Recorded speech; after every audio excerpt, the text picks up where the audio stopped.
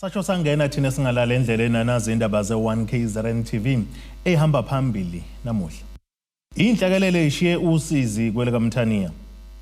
Kukhuthazwa abafundi ukubhalisela ukuvota. Kanti bumuncu ubudlelwane bela kuleli neMelika. Nena bendlula methedla kwezindi ihlahla indaba ze1KZN TV siyakhuleka. Bangamashumi amathathu nanhlanu abantu abadluleke emhlabeni ngenxa yenhlekelele kusukela ngozibandlela ngonyaka odlule kuze kube manje kwesifundazwe KwaZulu-Natal kanti kaba yisithupha abakatholakala namanje. Lokhu kwadalelwa kungqongqosho umnyango wezokubuswa ngokubambisana nezindaba zomdabu kulesi sifundazwe uthula Sizwe Buthelezi. Ngesikhathi ke kuqhubeka umhlangano ohlanganisa izimeya zomasipala behlukene kulesi sifundazwe ngenhloso yokudingida eyithinta bona.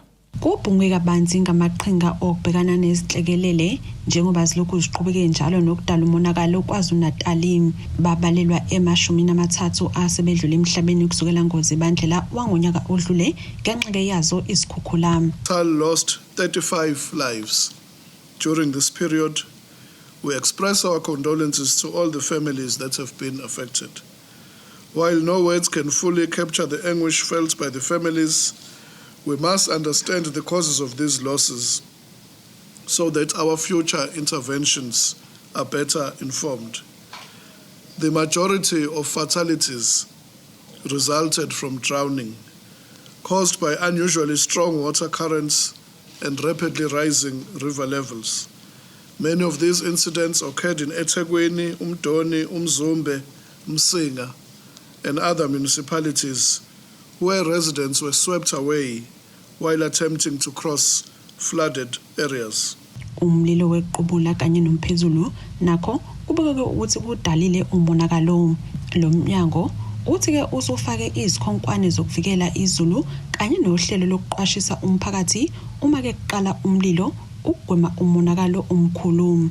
Njengesikhungo ke esibhekele ukudidiyela inhlekelele iProvincial Disaster Management Center simi ngomumo ukuthi sikwazi ukuthi njoba siqonde esikhathini sobusika sivikele impilo yabantu sivikele nempahla ngokubambisana njengeminyango qhamuka njengo-Department of Health, umnyango wezempilo nomnyango kwa-Home Affairs.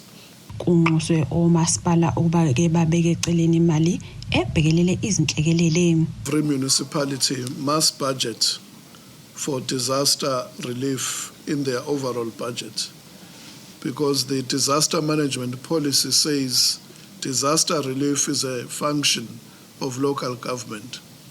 Therefore, it's part of the issues we will be discussing today to see each and every municipality, how much have they put aside to ensure that they respond to disaster. It will differ from municipality to municipality. If you look at eThekwini, they would need a much higher budget if you compare to a smaller municipality like Umlalazi.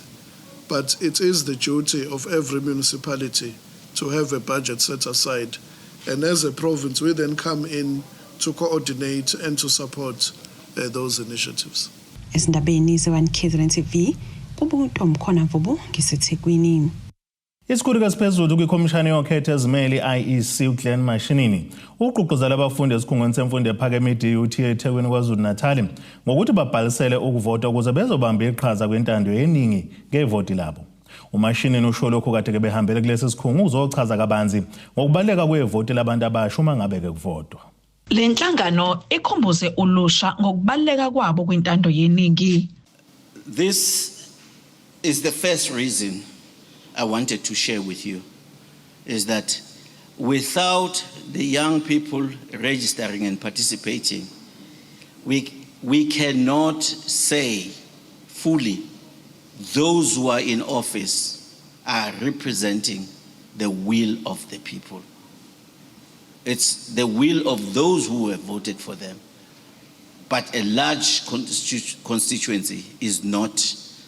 And you know better why is that the case. And therefore our appeal is that you as leaders to go out there and mobilize together with the Electoral Commission. Owabafundi uthi uvotwa kwabo yikona ongabasiza ukushintsha imiphakathi abadabuka kuyona. uthi wonke umfundi akaqhube umkhankaso ka-IEC wokubhalisela ukuvota noma ngabe ikephi la afika khona. We might be complaining about the representation of the youth in terms of the government structures and leadership structures, but are we as the youth capacitated well enough in those leadership? Because my sister was just asking here that we cannot say you want to lead even in a ward or anything of that sort if you've never led anywhere.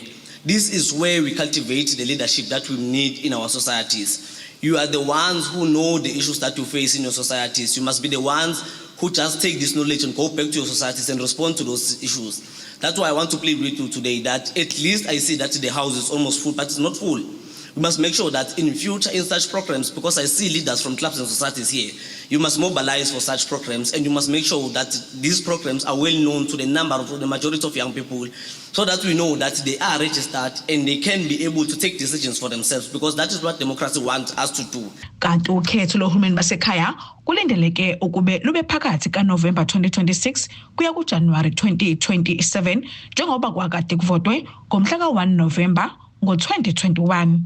In this country, there will always be an election at the end of the term of the office, which is a 5-year term. And it must be held within 90 days after the end of the term. So 1 minute past midnight at the end of the 5 years, you count 90 days. You must hold the election within that time. If you don't, you are now in transgression of the Constitution. And it also means there could be no government in office. And if there's no government in office, it also means there's no money supply. Kodwa bakhosibisi wezindaba ze1KZN TV kuJanet 261 ngiseThekwini. Umhlazi wezepolitiki ozimele uDokotela uZakhele Shamaso uthi ubudlelwane bezwe laseNingizimu Afrika kanjalo nelaseMelika kusazothatha isikhathi eside ukuthi ke bulungiswe uma ngabe uDonald Trump esawumengameli waseMelika. uDokotela uShamaso usho lokhu kulandela ukuthi lo linxusa laseMelika kuleli uBrent Bozell echitheke isinqumo senkantolo mayelana neculo elithi Kill the Boer. Wathi akanandaba nokuthi inkantolo yakuleli memezela ukuthi leli culo kalinayo inkulumo enenzondo. Lowo olinxusa laseMelika kuleli uBrent Bozell uchitheke isinqumo senkantolo yakuleli ukuthi iculo lithi Kill the Boer alinayo inkulumo enenzondo. uBrent Bozell uveze ukuthi ke akanandaba ukuthi inkantolo ithini kepha yena leli culo libona ligcwele nje inzondo. Umnyango wezobudlelwane namazwe omhlaba iDICO ithi ke njengohulumeni baqaphela ukuphawula kaBrent Bozell ngalokhu akushoyo ukuthi ke lenkulumo inenzondo. Ngakho ke uBozell kuzomela achaze ngalamazwi akhe ukuthi ngane ethike lenkulumo inenzondo. uBozell ubonakala ke sehoxisa amazwi akhe ethike njengohulumeni wase-US bakuhlonipha ukuzimela kanye nalokho ke okutholeke izinkantolo zaseNingizimu Afrika. Kanti kumhlazi wezepolitiki ozimele uDokotela Zakhele Shamaso uthi ubudlelwano balamazwe kusekude ukuthi kulungiseke uma ke uDonald Trump esengumengameli waseMelika. So kuyatshengisa ukuthi ubudlelwano obukhona phakathi kweMelika neSouth Africa busaze buthatha isikhathi ukuthi bulungiswe as long as uDonald Trump umongameli uTrump esewumongameli waseMelika. Lokho kusho uBozell uthe uBozell iningizimu iMelika is losing patience ngeSouth Africa ngezinto nje inhlana ayibala wathi iland reform ne-appropriation bill ama policies inqubomgomo yaseNingizimu Afrika kakhulukazi mase kufike kwezobuhlanga race relations kakhulukazi mawusubheka le ndaba yamabhulu usethi ke futhi ke ake ba prioritize ama farm matters eNingizimu Afrika kusho uthi iMelika esho njalo athi futhi ke le ndaba ka Kill the Boer Kill the Farmer slogan ayicacile kahle ke bayiqede ithinya. uShamaso uthela kuleli kumele ke lizilungiselele ukuthi ke impi ingangena noma yinini njengoba lelizwe likuvezileke noma liphumela obalo ukuthi ke lona leseka izwe lase-Iran kanti futhi laphinde ke lavala ke namahhovisi enxusa lakwa-Israel kuleli. Ubudlelwano beNingizimu Afrika neIsrael abahlobo kakhulu beMelika abakuthandisisi ngoba iNingizimu Afrika yahamba lapha yako ICJ yayoma uvalela uIsrael. So no Netanyahu uke wakukhuluma wathi iningizimu Afrika ngahle ihlaseleke malokhu iqhubeka nalento eyishoyo ukuthi lokhu isolathina it is wrong nani and kuyacaca ukuthi lobuholo obukhona baseningizimu Afrika abazwani noIsrael nokuba njengoba inxusa laseIsrael balixosha baphinde bavala nama office ayo. uShamase uthi lakuleli lisengcupheni ukuthi ke lingahlaselwa kunoma yinini ngakho ke mele bezilungiselele. So iningizimu Afrika isengcupheni engcupheni ukuthi ingahlaseleka noma inswinye uTrump anganyusa ama tariffs against iningizimu Afrika anganyusa konke inswinye njoba ethi akayifuni ku-G20 esingazi noma uyokwenza ngempela asazi noma siyomukeleka yini kuyi-World Cup njoba siqualify ukuba i-World Cup ongenzeka singamukeleki njoba i-Iran yona isishila athi ngeke iyemelika into efanele senze nathi is to rearm and strengthen futhi ezempi zethu singalo sithi khuluma uxolo umuntu ukhuluma uxolo ebe ehlome ezingovo. Estabeni zo1 KZN TV ngikusamukiswa Nqulunga ngiseRichards Bay. Asithi ishelele itolweni nabeselo siyabuya nezinye izindaba.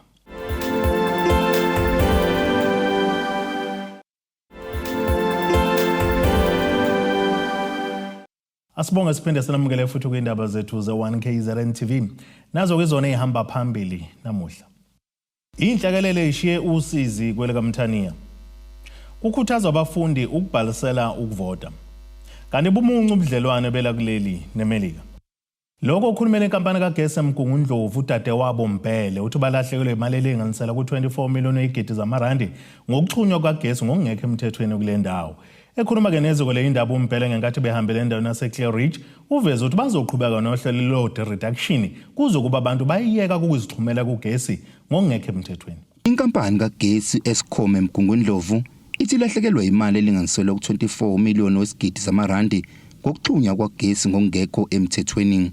Le nkampani nabasebenzi bayo baqhube umkhankaso wokunqamula uGesi ofakwe ngokungomthetho endaweni yaseClear Ridge eMgungundlovu. Community le with over 1000 households kukhona ukuthathwa kogesi okungekho emthethweni. These communities or this community lela idonsa ugesi from our line as well as uline kaMsunduzi where we are losing about 24 million a year ngokungemthetho. So they have the infrastructure that they've organized themselves ukuthi bakwazi ukuthi bathi tap off of our network ukuthi bathathe ugesi ngokungemthetho. So to protect the infrastructure and according to our regulations ethu and as a license holder we have to make sure ukuthi our lines are safe. Part of making our line safe ukuthi se remove any illegal connection. Ukwanda komthamo okanye ukuxhunywa kwagesi endaweni ngokungemthetho kudala ukuthi le nkampani iqhamuke nohlelo lokucishwa kwagesi olubizwa nge-load reduction ukuzama ukwehlisa umthamo phezulu kuma transformer kagesi. Structure yethu no line wethu uma ngabe siwakha suke siwakhela a certain amount of people. Uma ngabe sithi sakha i-infrastructure yabantu abawu100 kusuke kuukuthi infrastructure yethu ikwazi ukuthwala abantu abawu100 no matter ukuthi ukhona ugesi ungakanani. Uma ngabe abantu abawu50 or 100 more beyixhuma bona kule infrastructure which is designed for 100 people siulahla phansi ulayini. Into ke siyayenza ukuthi sizama ukuprotecta ke lama customer awu100 awuthengayo ugesi ukuthi siyayisenza lento ebizwa ngokuthi i-load reduction lesingayithandi. Xunywa kwagesi kuphinde kudala ubungozi kubantu kanjalo nakwimfuyo njobe ezinye izitambo asixhunywa ngendlela efanele. After year siya reporter ukuthi izingane seyishonile. Lapho kade kuxhunywa khona ugesi ngokungemthetho online bahamba phansi online bahamba ngaphezulu kwezindlu abantu sebezakhela izindlu ngaphansi kolayini kwenzeka all sorts of activities ekwenziwa ukuthi abantu they are connecting themselves illegally. Kunobungozi futhi ngaphandle kokuthi izingane kwayilabantu labo abasuke beyikokotelela ugesi climbing i-infrastructure yethu beyigibela bengayigqokile iPPE bengazange batheste kwenza ukuthi silahlekelwe impilo. Kukhona futhi la ku reportwa khona ukuthi imfuyo yabantu every now and again indlula mithi la kukhona iqiwi khona inkomo zabantu and their livestock la ithinteka khona. Imize kule ndawo ilinganiselwa ngaphezulu kwenkulungwane kanti kuvela ukuthi eminye yayo isixhumela ugesi ngongekho emthethweni nokuyikhona okusukumise lenkampani. Izindabeni ze1 KZN TV bikuthabani maphumulo eCleridge eMgungundlovu. Uhlalelo valweni umama womntwana uthi ke kuphunywe kumntwana wakhe entombazane neminyaka eyi10 enkathi ke thunjwa ke endaweni yasemthwalo mesigodeni sasemfazazane kuward 17 ngaphansi kamasipala wasemzumbe. Ngokusho kwalona wesifazane ongathandanga ukudalulwa uthi bokuzintatha zangomsombuluko ngesikhathi bezwa kumntwana wabekhala ememeza ethi kunomuntu osendlini nokuthi uma ngabe bevuka bekhanyisa wabaleka. Uthi okumenza asabe kakhulu ukuthi umntwana wakhe omdala wanukubezwa ngokocansi ngumuntu esendleleni esikoleni nokumanje lo umsolwa usacanasa ngaphandle. Uthusela lo benyoni umama womntwana wentombazane neminyaka eyi10 athi iphunyuke ithunjwa umuntu wesilisa ongaziwa endaweni yasemthwalo emfazazane kuward 17 ngaphansi kwamasipala umzumbe. Umama womntwana uthi bezwe ngengane isikhala ithi kunomuntu osendlini uyidonsa ngengalo uthi abahambe nokuthe uma bekhanyisa babona ebaleka. Sezwa ngengane umuntu imemeza ingane ithi nanga umuntu eyibambile ekuyibambeni kwakhe uthi abahambi uthi ayize naye uyibamba ukuthi uphuma nayo ngomnyango. Ngesikhathi eyophuma nayo ngomnyango ngenhlanhla ingane noma yasebuthongweni kodwa yacabanga ukuthi ayimemeze ngoba silele sonke la endlini. Umuntu ungena wakho wangena ngewindi so asimzwanga sonke. Into esimangazayo la kulento ekuyona esithusa kakhulu ukuthi lo muntu wafika ingane ilele sonke sasilele. Kwakunezinto kwakumele ngabe wazithatha ukuba kwakuyiphara ukuba kwakuyiphara lalizontshontsha. Khona izinto kwakufanele azithathe since vele nalendlini ukuthi room yonke into iseduze. Kodwa akathathanga lutho. Uthi kumenza sabe kakhulu ukuthi kunomuntu owanyukubeza umntwana wakhe oneminyaka eyi17 ubudala esendleleni eya esikoleni kanti akaza banjwa.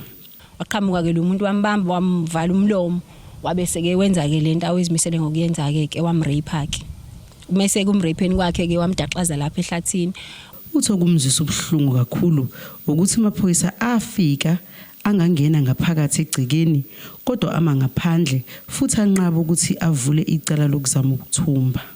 Amaphoyisa ekufikeni kwawo afika ama lapha emgaqeni ngaya kuona ngitshela ukuthi mhlambe ngiyawahlangabeza. Hayi amaphoyisa anqaba ukungena la ekhaya. Ngabuza ukuthi mina kanti yini enza ukuthi abeke ame emgaqweni amaphoyisa aseme emgaqweni nimebiziwe ngoba mina ngazi amaphoyisa mangabo wabizile angena endlini abheke nala ukhomba khona ukuthi nanga umuntu wenzile ukuthi abuze mina ngazi nokuthi abuze ukuthi ungene kanjani kwenze yabo into ezikanjalo. Amaphoyisa afika la azange akwenze lokho ama lapha emgaqeni ekumeni kwawo emgaqeni angibuzela khona yonke into. Uthi indlela amaphoyisa akhuluma ngayo akayiqondanga. Eyokuzama ukuthumba umntwana yona benza kanjani? Eyokuzama umthumba umntwana iphoyisa la ikhipha njengembaba lathi kungcono ukuthi umuntu umthathile wahamba naye. Ngathi mina uchaza ukuthini mangithi mawuthi wena kungcono ukuthi umthathile wahamba naye ushola ukuthi wena kungcono ukuthi ufuna ukufuna umuntu ngoba sekuthiwa seyafunwa akasekho uma uthi kungcono uthi ufuna ukulungiswa. Engifisayo nje njengamanje mina angayi ubulungiswa kuphela nje just ukuthi nami ngithola iclosure nengane nayo ikwazi ukuthi ihile and manje naku ke sekukhona lokho kushaya ke manje angisazi ke manje noma ukuthi kwenzakalani kanti ngempilo yami angisazi. Amaphoyisa ethintwa ngalolu daba athi amaphoyisa asestation saseHibadini aphenye icala lokugqekeza kanti bengakaboshwa umuntu. Lo mbiko benuwethulelo zamando sicele wezindaba ze1 KZN TV ngisemthwalumi. Umholi webandla iNazareth Church of God umfundisi uMthembeni Mpanza uthi leli iBhayibheli alethulile lehlukile kuleli likhona ngoba lela belithula ke libizwa ngeTestamente likaMoya ongcwele libhalwe nguyena yedwa uqobo. Ekhuluma neziko lezindaba uMpanza uthi leli iBhayibheli likhuluma ngenkolo kaJehova kusukela yalethwa emhlabeni ngenceke uMose. Uphinde waveza uthi leli iBhayibheli likhuluma nangenkolo kaJehova kuphela kalinayo uNkulunkulu uJesu noShembe. Umholi webandla iNazareth Church of God umfundisi uMpanza ufezekise umbono wafika kuye semncane wokubhala iBhayibheli ezokhuluma ngoJehova. Lokhu kuhlaluke ngenkathi kwethulwa leli testamente likaMoya ongcwele nathi lehlukile kuleli iBhayibheli elikhona ngoba leli libhalwe nguye yedwa futhi alinayo uNkulunkulu uJesu noShembe kodwa likhuluma ngenkolo kaJehova kuphela. LiBhayibheli lehlukile kuleli iBhayibheli elikhona ngoba okokuqala leli iBhayibheli elikhona iBhayibheli labhalwa abantu abaningi ngeminyaka eyahlukahlukene elinezinkolo ezimbili phakathi kodwa leli iBhayibheli esilethulayo esilibiza ngokuthi iTestamente lomoya ongcwele libhalwe imingedwa mangizochaza yonke indaba yalo likhuluma ngenkolo kaJehova uNkulunkulu oJesu asinaye uNkulunkulu oshembe kuleli iBhayibheli sifundisa ukuthi uNkulunkulu munye nguJehova kuphela uJesu uyisithunywa sikaNkulunkulu ushembe uyisithunywa sikaNkulunkulu. That is the main difference yaleli iBhayibheli naleli elinye iBhayibheli ngoba leli iBhayibheli linoNkulunkulu oyedwa. Lo mcimbi wokwethulwa kwaleli iBhayibheli ubuhanjelwa amalunga leli bandla kanti bewubanjelwe esikhungweni semfundo ephakeme UKZN eMkungundlovu. Umpanza uphinde waveza ukuthi lokhu kuwumbono wafika kuye esemncane eneminyaka eyi13. Na ukuze ngisukele ngiqalelele iBhayibheli angibukanga amabandla. Njengoba ngisho ngithi cishe ngangino 13 years or 14 years. Ngathi ngilele ngabona iBhayibheli elikhulu libhala ukuthi iBhayibheli lamaNazaretha. Ngithe ngisamangala ngithi hawu amaNazaretha aseneBhayibheli kwase kuvela izwi engalazi ukuthi lavelaphi lathi ungajabuli. Uphinde waveza ukuthi leli iBhayibheli lihlanganiswe ngezijumayelo zakhe abezenza kwagcina sekufezekisa lo mbono owafika kuye ngengelosi. Laba ibandla engiliholayo liyaziqoqa zonke lezi intshumayelo. Lase liyangitshela ukuthi hayi intshumayelo zonke sesiyiqoqile over now they are about 5,000 pages. Sezingama volume awu 8. Ngathola ukuthi yonke lento eyayingehlula ngisesebuhleni ekufikeni wengilosi kanti ngiyayenza and I was not aware nengilosi ayizange yakhuluma lutho. Ya ngashumayela nje yathi kuphela zonke intshumayelo zakho zigcinwe ebandleni. Umfundisi uMpanza ongumholi waleli bandla alisungula emva kokushiya ebandleni lasebuhleni. Ezindabeni ze1KZN TV bikuThabani Maphumulo eMkungundlovu. Asiphinde sithi shalele itolene nabesilo siyabuya.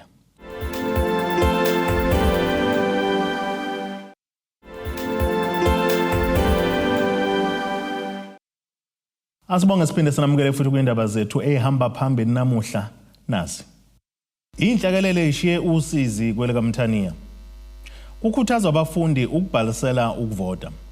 Kanti bumuncu ubudlelwane bela kuleli neMelika. Ake sibheke engosini yezomnotho.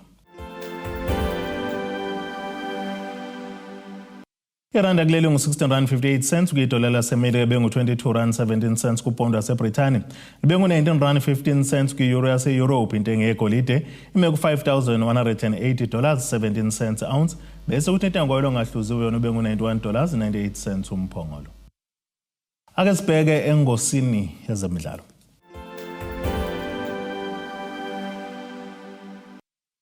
Njengoba ke sondela indebe yomhlaba yanonyaka ezobanjelwa eMelika, Mexico naseCanada, siyancipha ke isikhathi sokuthi abadlali bazibekisele indawo ezikwateni ezomela amazwe abo kulomqhudelwano ozoqala ngoNhlangulana. Kunjalo ke naseqenjini lesizwe lakuleli Bafana Bafana lizodlala imidlalo emibili omngane nePanama kwimidlalo emibili kule nyanga eKapa. Umqeqeshi waleli qembu Hugo Broos umemezele isikwati sabadlali abangama-37 azosinciphisa ngesonto elizayo. Kulesi sikwati kushiya abadlali abahlanu ababekhona kwisidlalo kwe-AFCON esongwe ngomasingane eMorocco kunguSiyabonga Ngezana, Bathusi Abbas, Siphumbule Chandra Campbell no-Elias Mukwana. Kanti ukubuyisa abanye osekunesikhathi bagcina ukubonakala eqenjini lesizwe ngenxa yokulimala ukwehlela ifomu nangezinye futhi izathu. Kubona-ke kubala abadlali abazenze phesheya ngobo ngokuhle Hlongwane olwethu Makhanya bagijima kwi-Major League Soccer MLS yasemelika uLuke Leroux odlala eNgilandi no-Imo Okhono odlalela iqembu lesizwe laseJalimane kanye nabanye. Ake sibheke nasesimo sezulu esingalindeleka.